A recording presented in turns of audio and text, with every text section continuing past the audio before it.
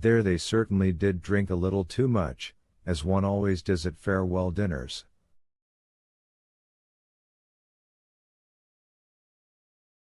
And at dinner they inquire who lives at the top in that house. No one knows, only their host's valet, in answer to their inquiry whether any young ladies are living on the top floor, answered that there were a great many of them about there.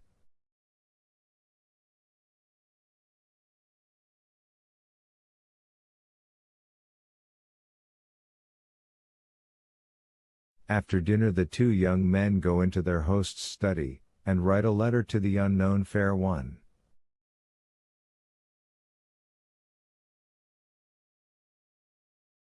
They compose an ardent epistle, a declaration in fact, and they carry the letter upstairs themselves, so as to elucidate whatever might appear not perfectly intelligible in the letter.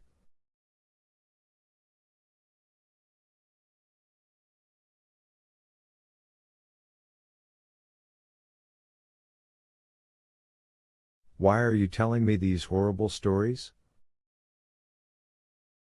Well? They ring. A maidservant opens the door, they hand her the letter, and assure the maid that they're both so in love that they'll die on the spot at the door.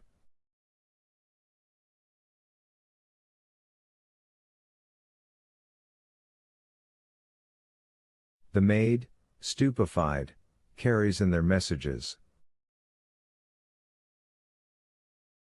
All at once a gentleman appears with whiskers like sausages, as red as a lobster, announces that there is no one living in the flat except his wife, and sends them both about their business.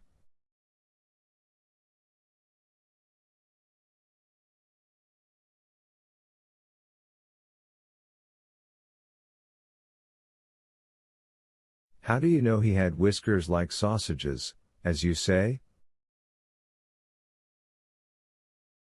Ah, you shall hear. I've just been to make peace between them. Well, and what then? That's the most interesting part of the story. It appears that it's a happy couple, a government clerk and his lady. The government clerk lodges a complaint, and I became a mediator, and such a mediator.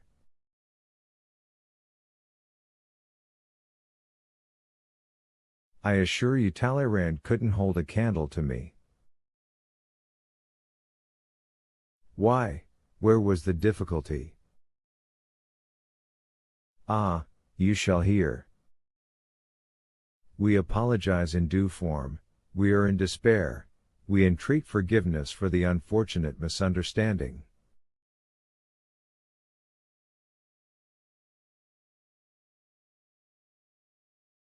The government clerk with the sausages begins to melt, but he, too, desires to express his sentiments, and as soon as ever he begins to express them, he begins to get hot and say nasty things, and again I'm obliged to trot out all my diplomatic talents.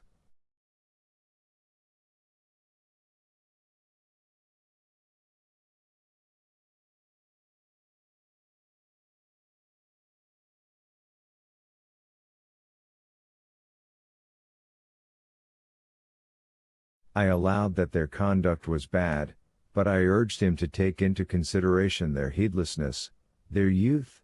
Then, too, the young men had only just been lunching together.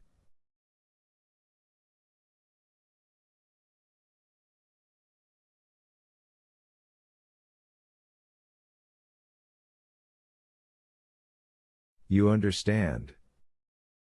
They regret it deeply, and beg you to overlook their misbehavior. The government clerk was softened once more. I consent, Count, and am ready to overlook it, but you perceive that my wife's a respectable woman, has been exposed to the persecution, and insults, and effrontery of young upstarts, scoundrels.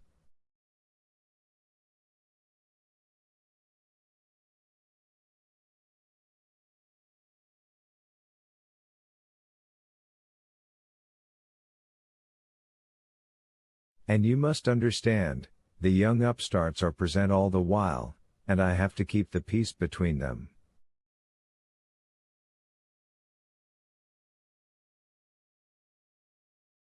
Again I call out all my diplomacy, and again as soon as the thing was about at an end, our friend the government clerk gets hot and red, and his sausages stand on end with wrath, and once more I launch out into diplomatic wiles.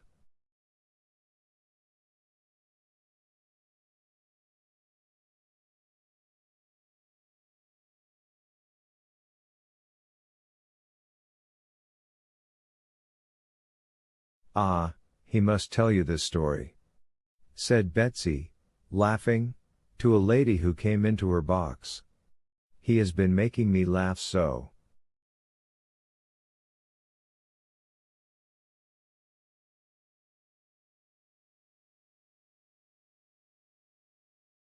Well, bon chance .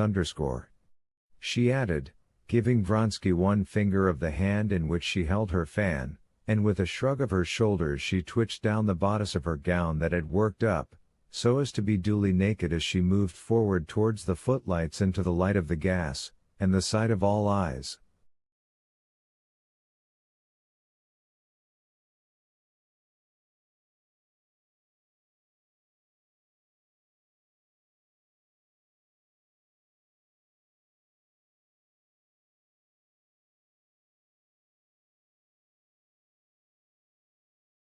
Vronsky drove to the French theater, where he really had to see the colonel of his regiment, who never missed a single performance there.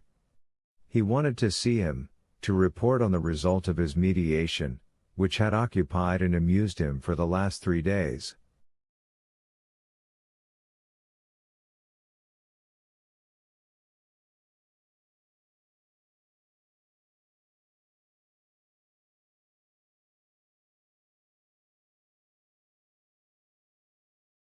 Petritsky, whom he liked, was implicated in the affair, and the other culprit was a capital fellow and first-rate comrade, who had lately joined the regiment, the young Prince Kedrov.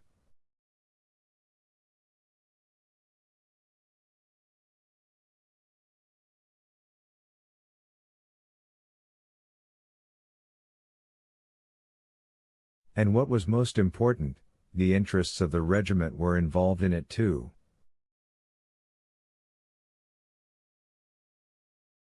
Both the young men were in Vronsky's company. The colonel of the regiment was waited upon by the government clerk, Venden, with a complaint against his officers, who had insulted his wife.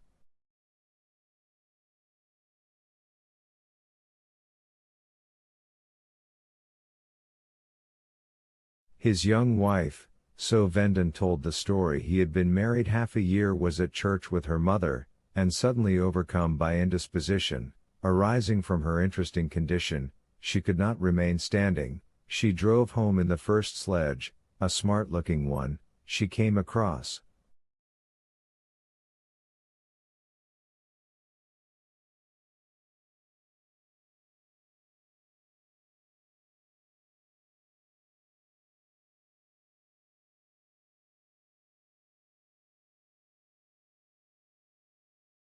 On the spot the officers set off in pursuit of her, she was alarmed, and feeling still more unwell, ran up the staircase home.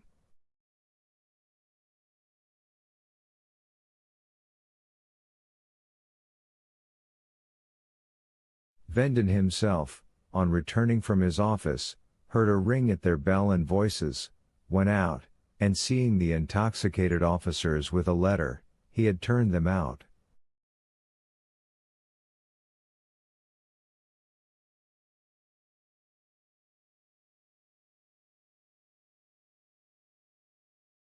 He asked for exemplary punishment. Yes, it's all very well, said the colonel to Vronsky, whom he had invited to come and see him. Petritsky's becoming impossible.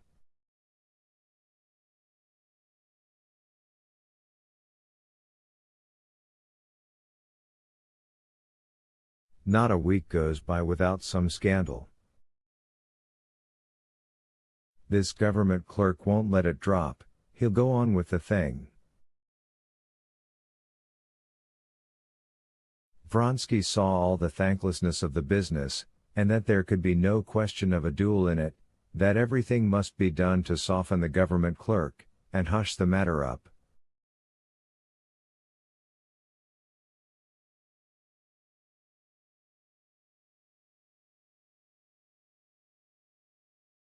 The colonel had called in Vronsky just because he knew him to be an honorable and intelligent man, and, more than all, a man who cared for the honor of the regiment.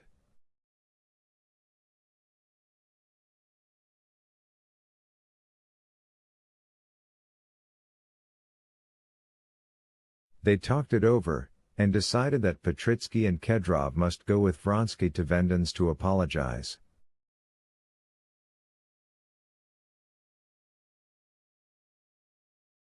The colonel and Vronsky were both fully aware that Vronsky's name and rank would be sure to contribute greatly to the softening of the injured husband's feelings.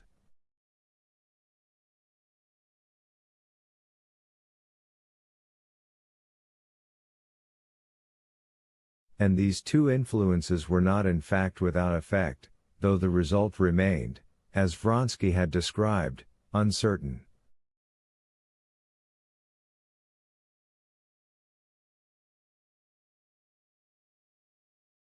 On reaching the French theater, Vronsky retired to the foyer with the colonel, and reported to him his success, or non-success.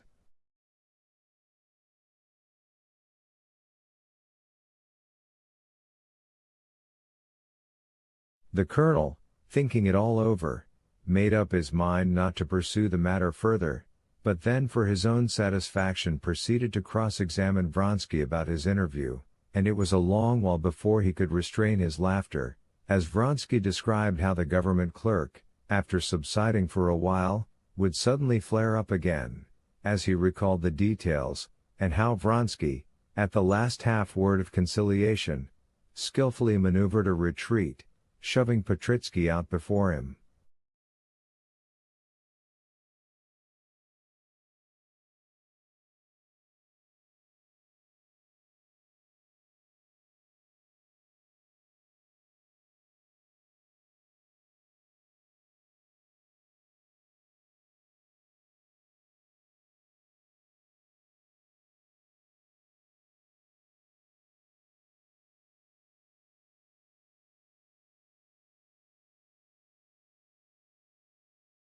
It's a disgraceful story, but killing. Kedrov really can't fight the gentleman. Was he so awfully hot? He commented, laughing. But what do you say to Claire today?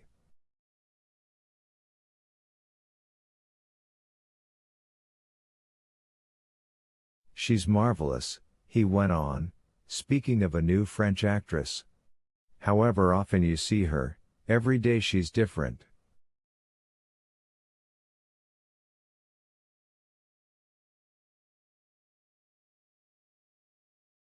It's only the French who can do that. Chapter 6. Princess Betsy drove home from the theater, without waiting for the end of the last act.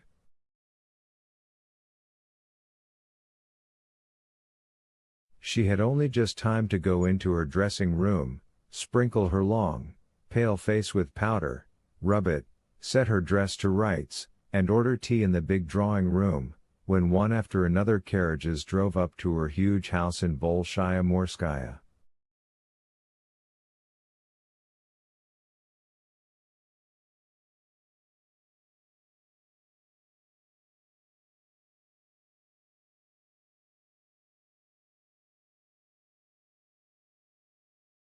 Her guests stepped out at the wide entrance, and the stout porter, who used to read the newspapers in the mornings behind the glass door, to the edification of the passers-by, noiselessly opened the immense door, letting the visitors pass by him into the house.